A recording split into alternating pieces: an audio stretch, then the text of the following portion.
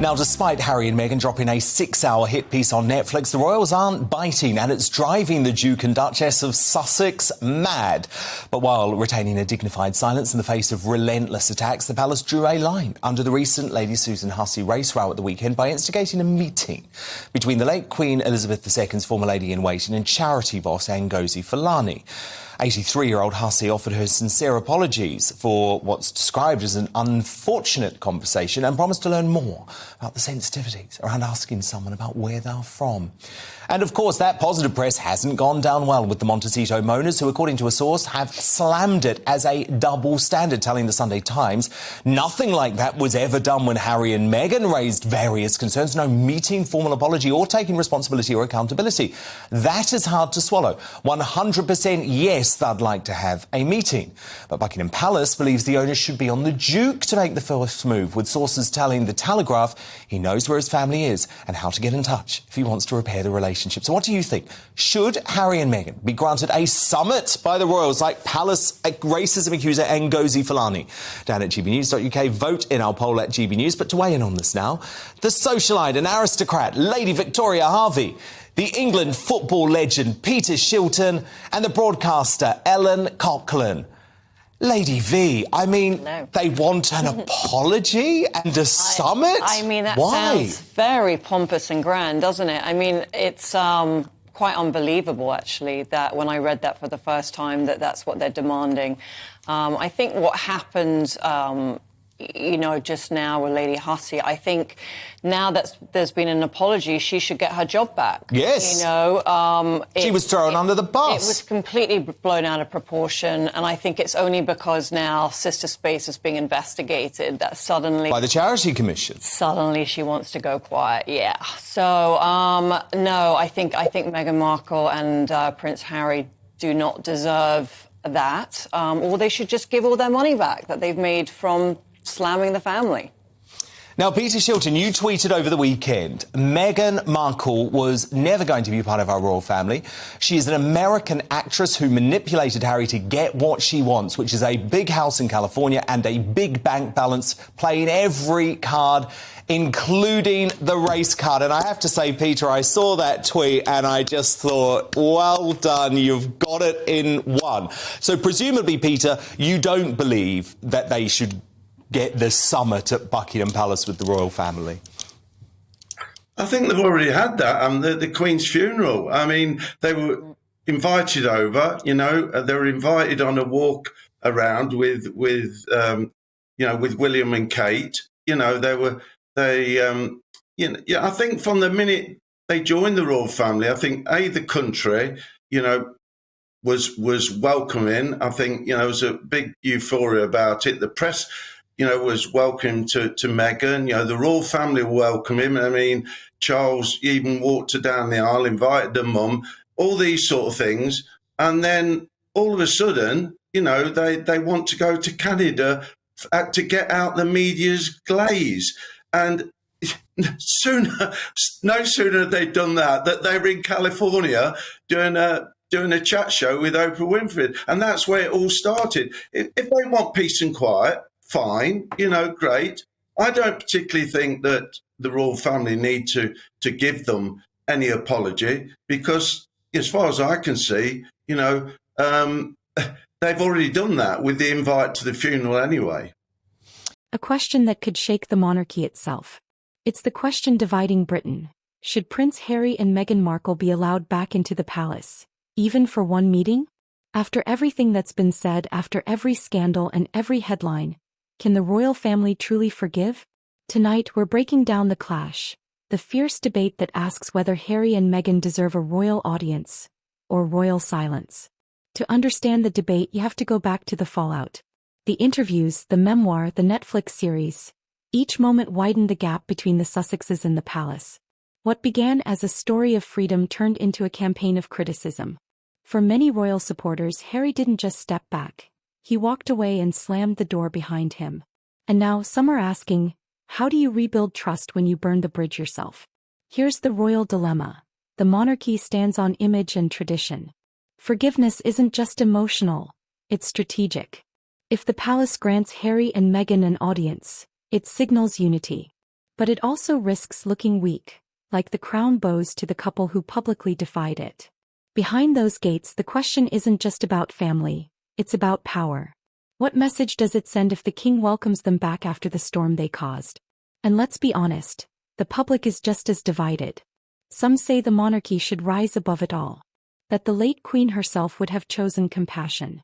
Others argue that forgiveness without accountability is just weakness. In pubs, on talk shows, across social media, everyone has an opinion. But the truth is, this isn't just a royal drama anymore. It's a reflection of how we see family, fame, and forgiveness. Good point. But Ellen Coughlin, you think actually this could be really productive, the royal family agreeing to a similar summit with Harry and Meghan? Why? Yes, 100%. I feel like they were the victim, the exact same as Ngozi.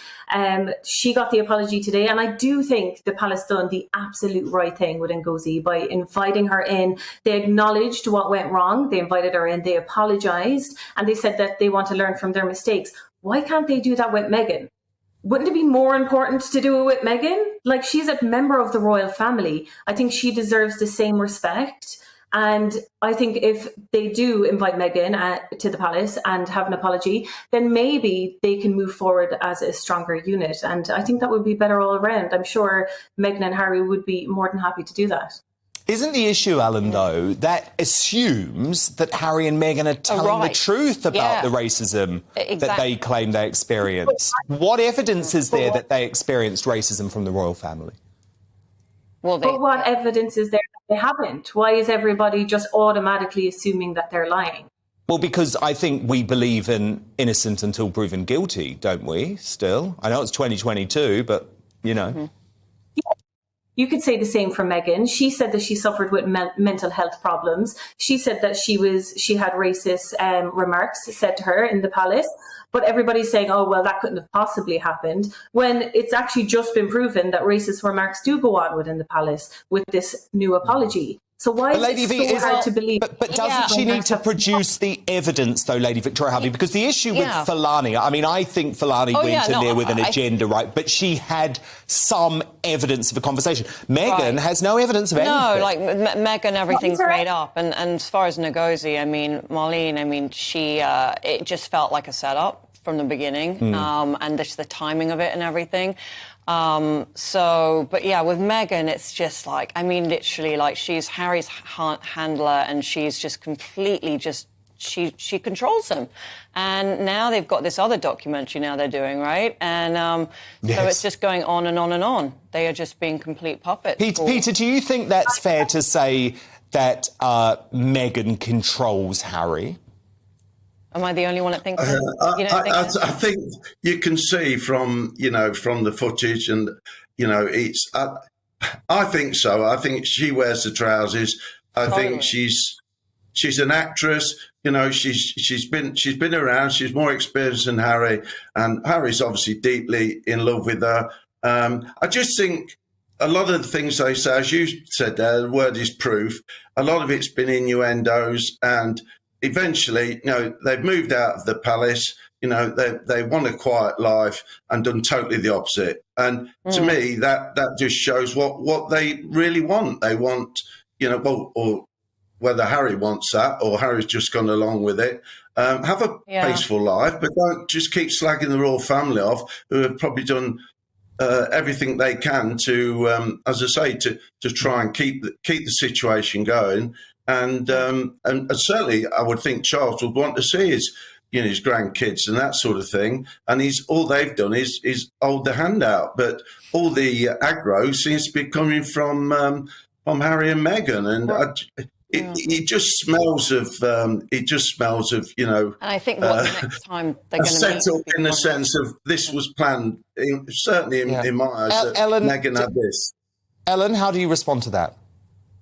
No, I think there's two issues here with Meghan. There's definitely the race issue. I think the palace should 100% apologise for the Archie skin tone comment. If Meghan felt that was racist, then the palace need to learn from that and move on, like they've done with this previous situation. But also there's the issue of misogyny here as well with Meghan.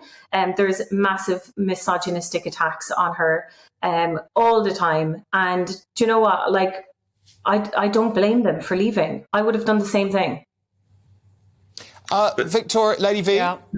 Do I blame them for leaving? Well, I just think she's kind of tricked him into going to LA for this quiet life. Like, I think he's kind of going along for the ride, but I think he originally did go to California to have maybe a quieter life, and then she's sort of got this whole plan, all these TV shows and getting all this footage and selling this and selling that and just trying to make as much money as she can from being married to him.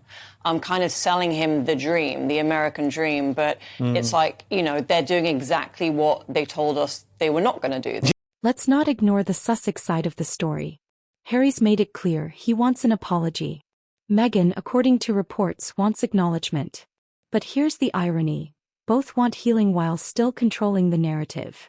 It's as if the palace is being asked to forgive in public on their terms. And that's where the stalemate lies. No one wants to blink first, because in this royal chess game the first to move might lose. So should they be granted an audience? Some insiders say it's inevitable. The king will eventually meet them quietly behind closed doors. Others believe the damage is too deep, that the monarchy has moved on with or without them.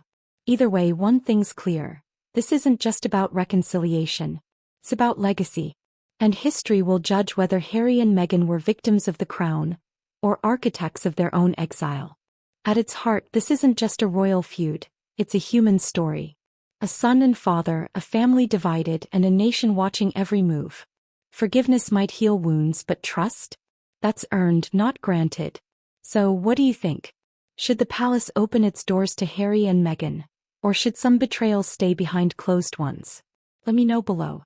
Subscribe for more royal analysis, fearless commentary, and behind-the-scenes truth. Because when it comes to the monarchy, there's always more to the story.